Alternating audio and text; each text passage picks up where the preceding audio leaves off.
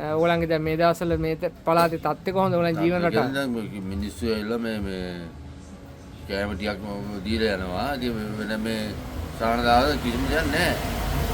එතකොට මේ කොහොමද 25000ක ආධාර මුදල් ලැබුණාද ඕගොල්ලන්ට? නෑ ඒව ලැබුණේ නෑ. තාම ලැබුණේ නෑ. ඒවා ලැබුණ කිසිම මිනිස්සු කියලා දුන්නේ නෑ.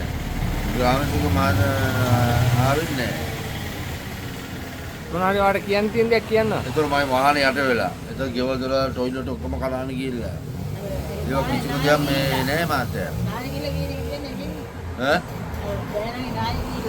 දැන් ඒතර මගේ බෑනගේ ගෙවල් නුරේදී අම්මයි නංගිලා දෙන්නයි සීයයි ඔක්කොම සම්පූර්ණයෙන්ම ගියා. අද මිනි තුන ගත්තා. එහෙමනේ. කිසිම ආදායයක් නැහැ.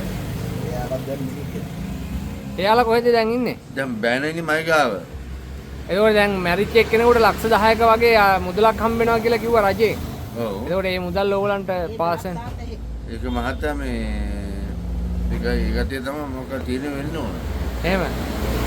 තව ඔයාලට මොනවාරි කියන්න තියෙනවද විශේෂ දෙයක් කියන්න? දැන් මෙහෙමනේ දැන් මගේ දැන් මල් කඩ දෙකක් තියෙනවා.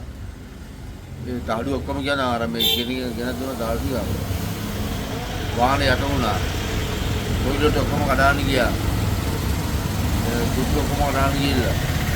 ඒ වගේ මේ කිව්වොත් තානේ නෑ. ග්‍රාමසක මහත්තයා මෙහෙට නෙමෙයි ඇවිල්ලා තියෙන මේ යටෙව්ටි නැති මිනිස්සු. උන්ට තානා දුන්නා. අපි රැප්ලම් මට ඔක්කොම යට වෙලා අපිට කිම තානයක් නෑ. වාහන ආනමන ඔක්කොම කුඩුනේ. කිසි මොනුසෙක් ආවේ නෑනේ. ඒ කියන්නේ ඔයාලගේ ඇඳිවත විතරයි ඉතුරුනේ. ඔව්. බඩු මුට්ටු ඔක්කොම ඉවරයි. ග්‍රාමසක දින ඉන්නවා මේ යටෙව්ටි නැති උන්ට. ඒ කියන්නේ ඔයගොල්ලන්ගේ මේ වහල මට්ටම් වගේ ආවද වතුර? ඒ සැප්ම මට්ටම්. අරගේ දිහා අර දෙයක් ඇතුළ උඩට. ආ. නමුත් ග්‍රාමසේකාවේ නෑ. යටෙවිදි නැති උන්ට මේ සල්ලි දුන්නා. සල්ලි දුන්නා ඔයගොල්ලන්ට සල්ලි හම්බුන්නේ නැද? අපිට සල්ලි නෑ. මෙලොද යන්නේ.